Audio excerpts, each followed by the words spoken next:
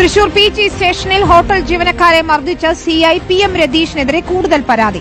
അയൽവാസിയുമായുള്ള തർക്കത്തിന്റെ പേരിൽ സ്റ്റേഷനിൽ വിളിച്ചുവരുത്തി മർദ്ദിച്ചുവെന്ന് റവന്യൂ ജീവനക്കാരനായ PS അസർ ആരോപിക്കുന്നു.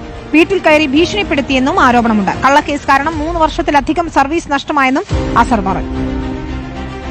PG സ്റ്റേഷനിൽ SI ആകുന്നതിന് മുമ്പ് മണ്ണുത്തി സ്റ്റേഷനിൽ SI ആയിരുന്നു PM രതീഷ്.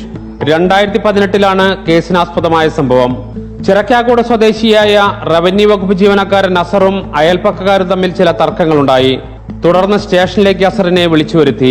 ആദ്യം ഭീഷണിയായിരുന്നു രതീഷിന്റെ ഭാഗത്തു നിന്നും. പിന്നീട് സ്റ്റേഷനിലേക്ക് കയറ്റിയ ശേഷം ചെകിടത്തടിച്ചുവെന്നും കാൽവെള്ളയിൽ തുടർച്ചയായി മർദ്ദിച്ചുവെന്നും അസർ പറയുന്നു.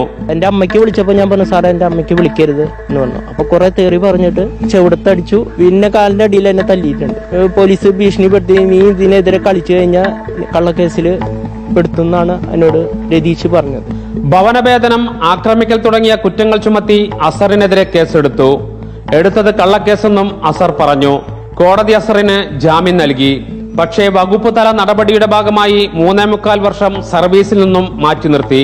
പിന്നീട് കോടതി അസറിനെ കുറ്റവിമുക്തനാക്കിയ ശേഷമാണ് ജോലിയിലേക്ക് തിരിച്ചു കയറാനായത്. തന്നെ മർദ്ദിച്ച PM രതീഷിനെതിരെ പോലീസിലെ ഉന്നതാധികാരികളെ സമീപിക്കാൻ ഒരുങ്ങുകയാണ് അസർ ഇപ്പോൾ. റിപ്പോർട്ടർ, തൃശൂർ.